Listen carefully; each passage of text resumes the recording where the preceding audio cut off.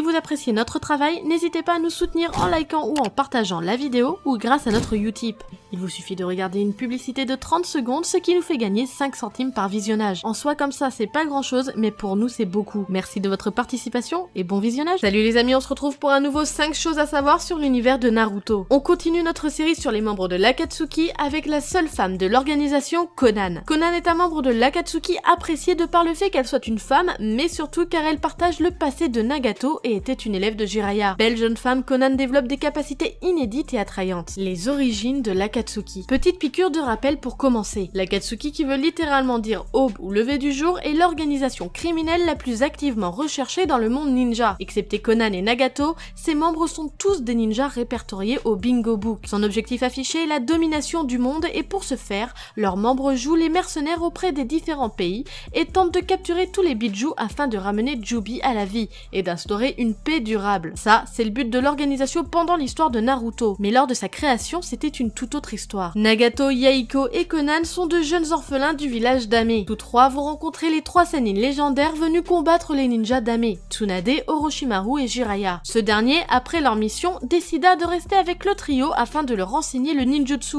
pour qu'ils puissent survivre. Une fois cette chose faite, les 3 jeunes ninjas étaient livrés à eux-mêmes. Traumatisés par les guerres dans leur pays, l'Akatsuki fut fondée par Yahiko. Elle était alors composée de ressortissants d'Ame désireux d'apporter la paix au pays de la pluie qui faisait à chaque fois les frais des conflits entre les 3 grandes nations limitrophes. L'objectif initial de l'organisation était de soutenir Nagato afin d'établir une paix durable par le dialogue et non par la force. D'après Konan, le charisme de Yahiko faisait de lui un leader naturel. L'organisation prit de l'ampleur au sein d'Ame et attira l'attention de Hanzo, le puissant dirigeant du village. Ce dernier, convaincu que l'Akatsuki devenait une menace pour son règne, trompa Yahiko en lui promettant de superviser les négociations de paix entre Konoha, Iwa et Suna. Hanzo les trahit avec la complicité de Danzo Shimura et de la racine de Konoha, prit Konan en otage et provoqua la mort de Yahiko. Après avoir invoqué le Gedomazo et exterminé tous les ninjas de Hanzo présents, Nagato prit les rênes de l'organisation et déclencha une guerre civile, avant d'assassiner Hanzo et tous ses proches.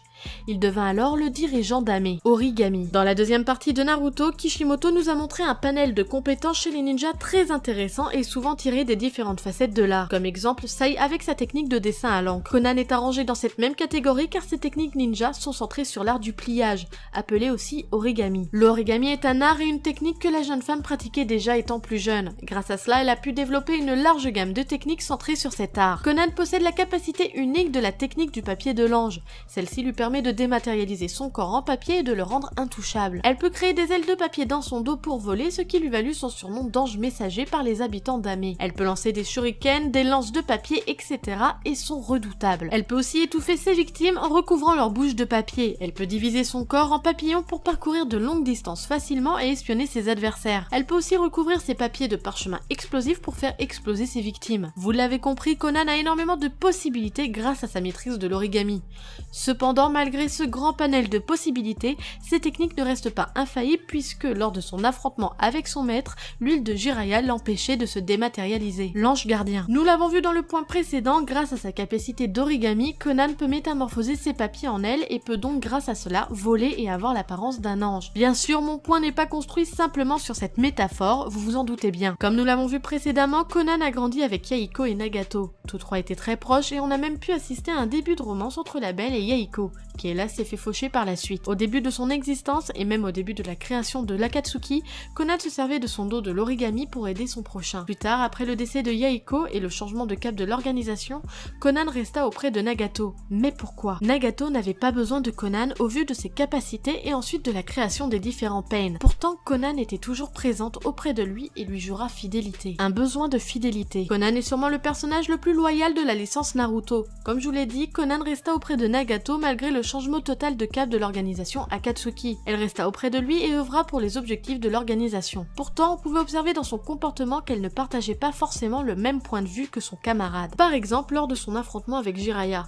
Elle alla au front face à son ancien maître alors qu'elle savait très bien que le vieil homme connaissait les points faibles de ses techniques. Plus tard, lors de l'affrontement qui opposait Pain contre Jiraiya, lorsque Pain était proche d'être le vainqueur du combat, Conan semblait souffrir de voir son ancien maître sur le point de mourir, mais ne s'opposa pas au coup de grâce de son compagnon. On en déduit par cet acte que même s'il en va contre son opinion, Conan est tellement fidèle qu'elle ne s'opposera pas à son camarade. Également, on comprend que Conan a un tempérament de suiveuse et qu'elle a besoin de quelqu'un qui a un objectif dans la vie et fera tout pour cette personne. Lorsque Nagato mourra, Conan sur le point de rentrer à Ame avec les corps de ses deux amis, elle jura fidélité à Naruto et lui proposa son aide pour atteindre son objectif de paix dans le monde shinobi. Un chara design atypique. Je vous l'ai dit au début de vidéo, Conan est la seule femme membre de l'Akatsuki, et comme cela ne suffisait pas pour la rendre atypique, elle se voit dotée d'une apparence encore plus originale. Autant maintenant il est monnaie courante de voir des personnes avec des piercings un peu partout sur le corps, autant à l'époque c'était assez rare pour qualifier ces personnes de marginaux. En plus ce n'était pas du tout dans les habitudes de Kishimoto dans ses chara design de faire un personnage percé. Et on peut voir aussi que Kishimoto avait une petite règle pour ses personnages féminins. Il leur mettait du maquillage seulement quand c'était des adultes la majorité du temps. Conan était l'exception à la règle.